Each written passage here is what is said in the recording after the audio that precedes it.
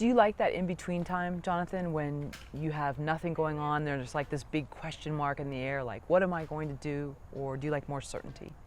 Honest answer, I just love working. So if I could go, and I always tell my manager and agent this, if I could go back to back to back to back to back to back to back, that's a vacation to me. I don't really need a vacation time. I love working, and I'm young, and I have the energy to do it, and I just want to put good stuff out there. So yeah, sometimes it's hard because I want to like do everything, but you got to really be, you got to be picky and do the right stuff and choose wisely and do stuff that really speaks to you. But at the same time, I want to work constantly. And why else does it work for you? Aside from the fact that you like being on set, you like being around the crew and everything. But you were saying earlier. Yeah, I feel like everything in my life, all the daily stresses and anxiety tends to go away when I'm working. When I can really focus my energy and put all this positive thinking into a project, and it really, for me, is a positive thing working, then everything seems to always be better. For the times that you don't have something going on, what do you do to drum up either work or your own projects? I really like, I make my own content. I do shorts and stuff like that. I'll do shorts with my friends. I like to do martial arts in my free time. I love my dog, love to hang out with my family. My family's all in LA, so that's really nice. And to drum up work, I mean, I'm just out there like everyone. I'm still part of the audition game out there, auditioning all the time. So that and acting class, I go to acting class a lot and focus on that. And theater, I do theater when I can. So it's just, I'm trying to do something every day to be better at what I do. I always say you don't see NFL players get into the NFL and they stop practicing. I think it's the same thing with acting, and I can always get better. Since you grew up in the LA area, you probably saw so much happen. I know you're still so young, but I'm sure you got a great perspective of how this industry works and the ups and downs. What's your take on it? Because you still love it, and you're still active.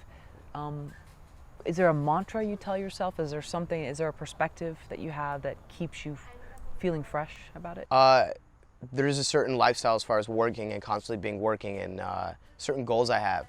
And I always tell myself, I'm like, I want this certain lifestyle, and I will attain this certain lifestyle. I am attaining it now.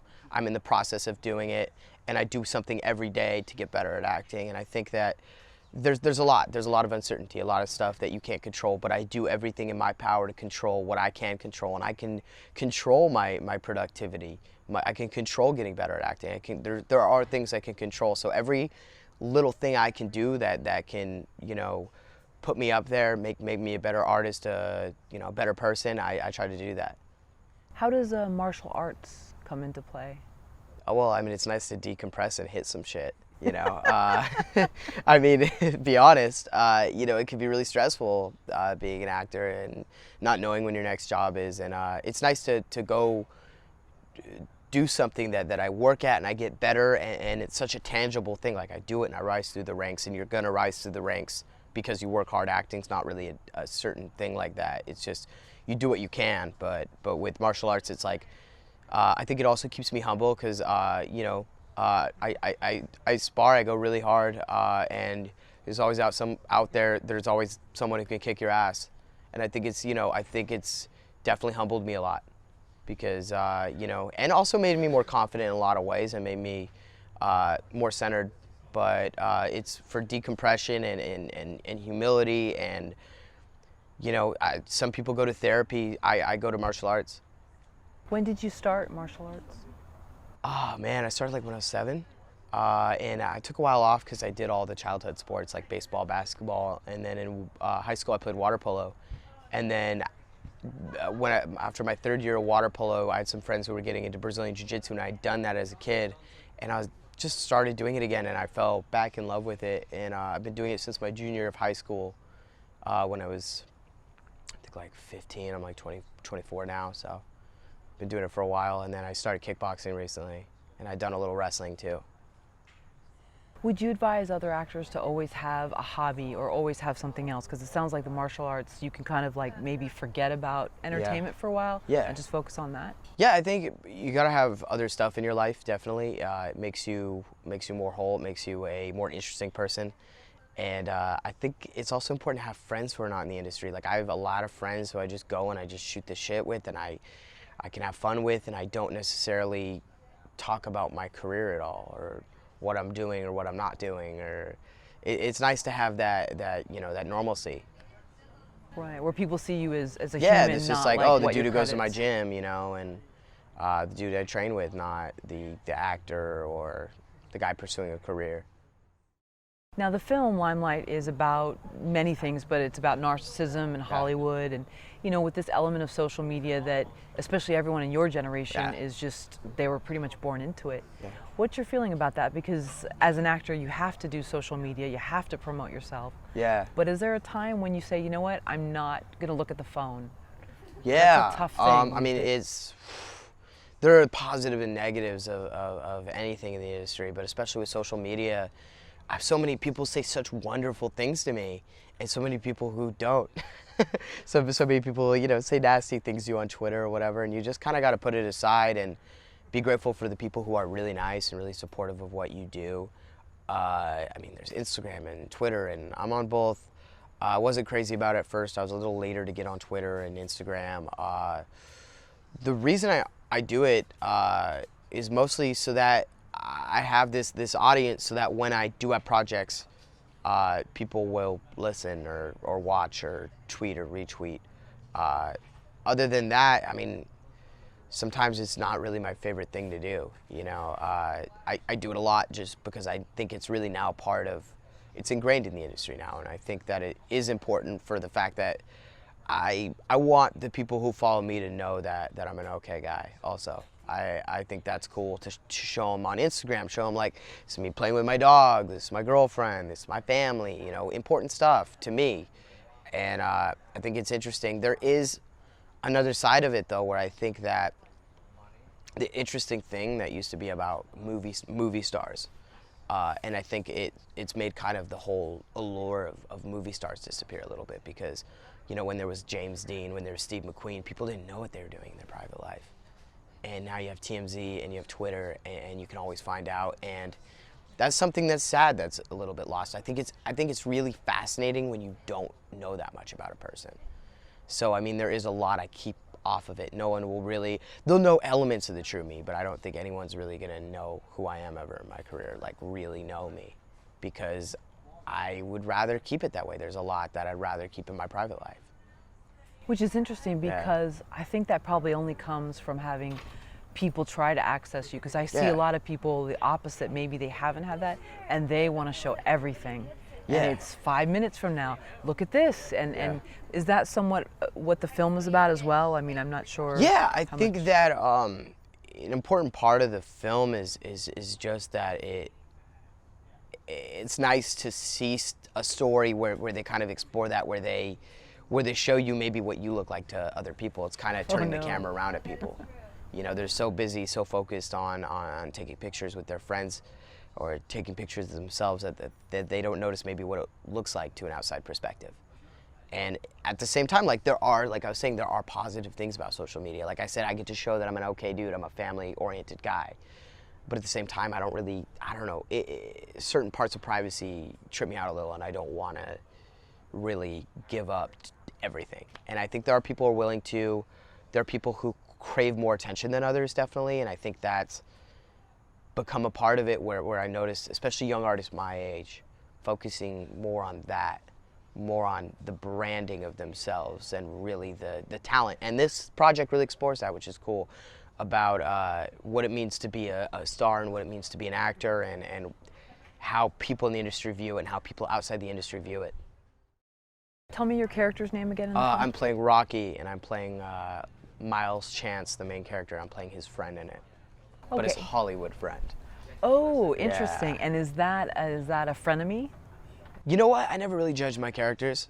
I think that a distance is like yourself from the actual character. So I have, you have to justify everything. So I'm not gonna be like, oh, I'm a frenemy or I'm a bad guy.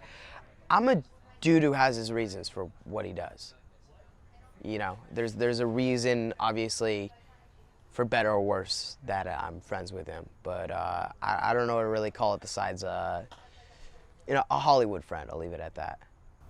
Okay, so that's interesting. So you don't judge the characters, so then you don't want to feel like they're good or bad. Yeah, I mean, like if you're playing a serial killer, if you talk to most like there's a lot of interviews on killers or bad, horrible human beings. They don't actually believe they're a bad person.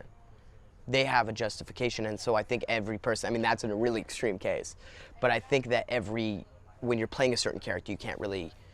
I mean, it's hard not to sometimes because you'll look and you'll be like, wow, that's a really mean thing to do, or but you kind of gotta not pay attention to that and really come up for reasons and justify what you do in it, if that makes sense. Kind of like you can't really judge yourself, or then it's kind of an outsider perspective and it's not really the realistic perspective you'd had if you were being that person. You look 24, but your mind seems older, so that's awesome. Where do you think that perspective comes from? I've had a really, I feel like I've lived a lot. I've had the best of both worlds, really. I went to public school and I did the whole acting thing as a kid.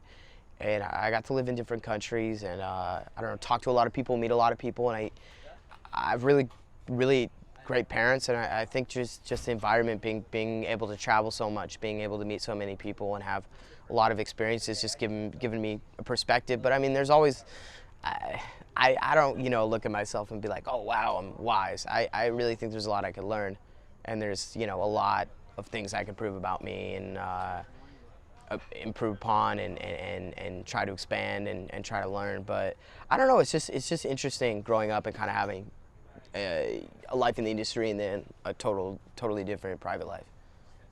If there was another actor that was around your age that is like obsessed with the industry and they're almost similar to some of these characters that are in Limelight, and they asked you for advice, what would you tell them in terms of, like, you know, have a hobby, do other things, try to get out of?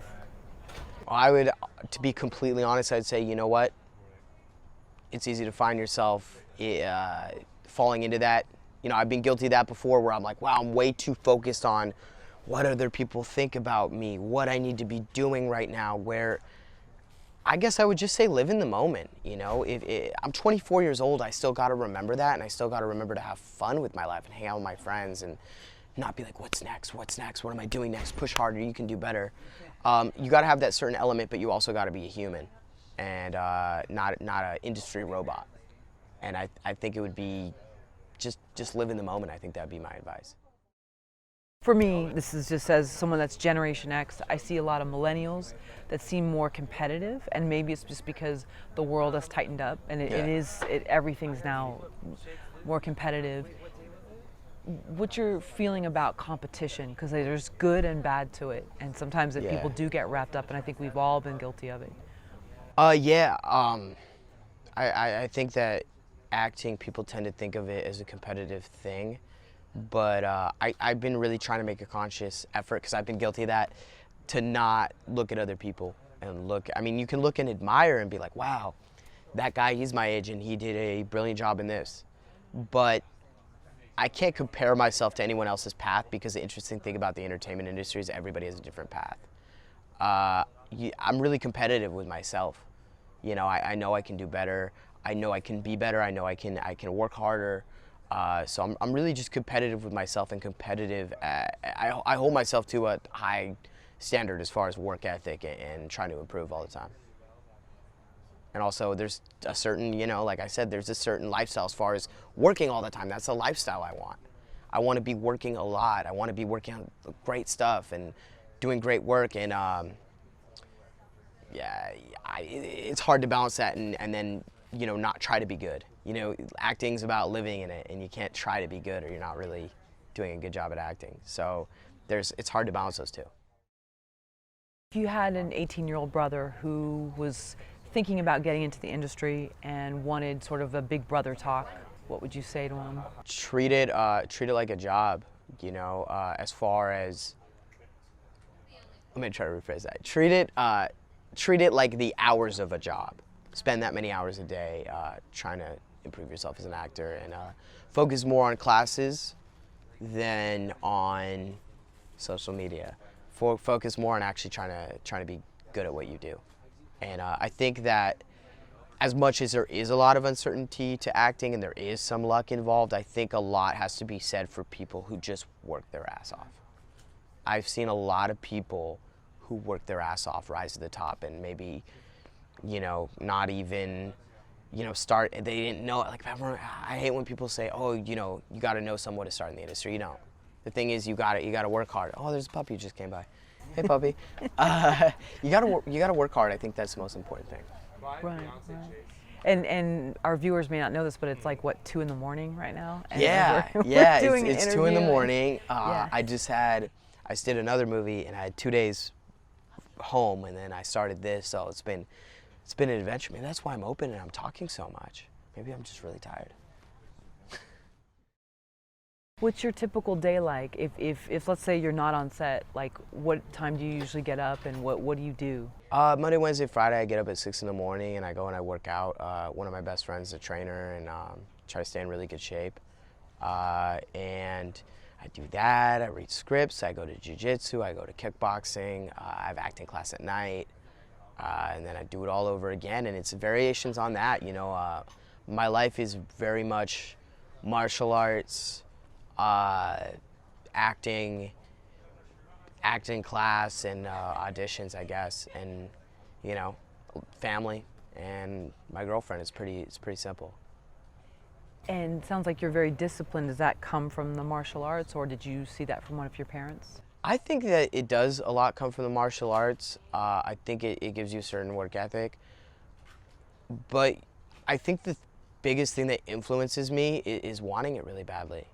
I feel like I really just want it so bad that it makes it a lot easier to be disciplined when you really want something. How do you know another actor that you're working with is good or is giving you something back, is in the moment with you? Well, I mean, some actors, you definitely feel it more than you do with other actors, but it's not my job to judge anyone. It's my job to work with them, and I'm just gonna listen, and I'm just gonna believe what they tell me. But yeah, I mean, definitely when you work with someone really strong and you feel it, that's really nice to have. It's definitely nice to work with people who are really dedicated to what they're doing. But it's not my job to judge anyone. It's my job to work with them. So it sounds like it's almost I mean, this just sounds like so like new age or whatever, Yeah. but it's like something you're feeling almost like in the pit of your stomach with the other person, that they're present for you. Yeah. Rather. You know, you put your attention on the other person, you look them in the eyes and you listen. And sometimes, you're gonna feel more with a certain actor than you're gonna feel with another actor, but I mean, I'm not gonna sit there and judge anyone because then I'm not in the moment. And then if I'm not in the moment, then how are they going to listen to me and then get the best performance out of them? Acting should be selfless. It's about what they're talking about. It's not about you. So I think that, you just got to remind yourself to, like, there are times that, I mean, you're a human being. There are times that you're going to kind of pop out or whatever of concentration, and you just got to put your focus on them and recenter yourself, and, whatever happens, happens. Spontaneity, like this dog that keeps walking by is so cute. I wish you could see this dog. I know. Hopefully I'm not thinking about my lines or performance at all in a perfect world. I don't know, I try to prepare a lot and just kind of let it rip. I have a point of view. I'm prepared. I know what I'm saying. I know why I'm saying it. I know everything I'm saying and why. And everything, is understood, and everything's understood. I'm not really necessarily thinking about it. But then if I do find myself thinking about it, then the next take I'm like, okay, recenter, look at the person, listen to them, and just kind of let it go. And there's times that are going to be easier than other times, and you're human and things are going to come in and out. It's not like you can just 100% always be in it, but you try your best to just focus on the other person. Who are some actors that you admire? Oh man, that's hard. There's so many. I really like Joseph Gordon-Levitt a lot. He's really cool, and he's a great example of someone who started out young and really made a great transition. Leonardo DiCaprio's great. Jeremy Renner's really good. A lot of people I really like. What about classic, like actors who have passed on from? Steve McQueen, okay. he's awesome. Steve McQueen, James Dean, they're all great. You know, there's something you can learn from everyone. From Brando, there's a lot of great examples of you know, people to learn from and see. And that's the thing, is you look at someone like Steve McQueen, he was uniquely Steve McQueen, and I think that's always an important perspective to keep, is be yourself and bring yourself to every role. So have you studied them? Have you, like, I mean, just watched every film, turn the sound down, watch how they move? You know, yourself? I watch probably first as a fan, and then I read a lot of interviews. I watch a lot of movies, but I read a lot of interviews of people. Like, if I like someone, I see that, especially if they're starting to pop, I see what they're doing and see kind of what other people have in common with, you know, other people who are doing really well in my field. I think that it's a smart thing to read interviews, see what they did, you know, see what they said that worked, and things they said that didn't work. But yeah, I watch a lot of movies, both, you know, older and contemporary, and just a lot of times I'm watching as a fan, honestly, because I love movies. That's why I do this. But yeah, I mean, there's a lot, especially if it's something that, like, you get the SAG screeners for what's going to be nominated. Those I definitely try to watch critically and be like, what, you know, that was a really interesting choice that person made. Or like, I loved Foxcatcher this last year. That was my favorite. That and Whiplash I really like. If you weren't acting, what would you be doing? Let's suppose that just for some reason you said, you know what, I'm going to take a break. Organic farming. Oh man, okay. So here's the thing. I don't know. Maybe something with martial arts, but I never have a backup plan, because I think it gives me like that certain little air bubble of like the possibility I could fail. So I've never really had a backup plan. So I'd never really try to think about it, because I don't want to think that I would ever have to do anything else. Hopefully, you know, knock on wood somewhere, that I could do this for the rest of my life. It makes me happy. I love being on set. I love creating in general. I love, you know, whether it's doing a short, you know, with your friends in their backyard, or doing a movie, or, you know, an independent film like this, or doing a studio film, or being on TV. It's any day I get to act is awesome. Why do you want it so bad? Ah, man, there are a lot of reasons. Because it makes me happy, and I feel like you have to get to a certain place to where you can be doing it to the I guess extent that I want to do it. I want to be able to one day, hopefully, be able to pick what I do. You know, I mean, I am, as like 99.9% of actors are, I'm, you know, a part of that audition grind.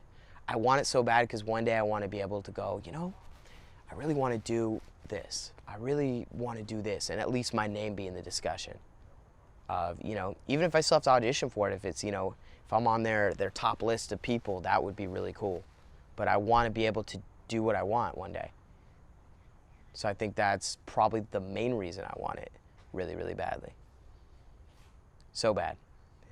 How many actors do you know that are in that space, that have that pick and choose sort of life? Like personally, like one or two, like not many, you know. And even friends I have who are what I would consider like killing it, they still have to audition. They're just, you know, at a different level of it. They're like in the discussion, you know, on people's short list for a project. But I mean, it's a very small group of people.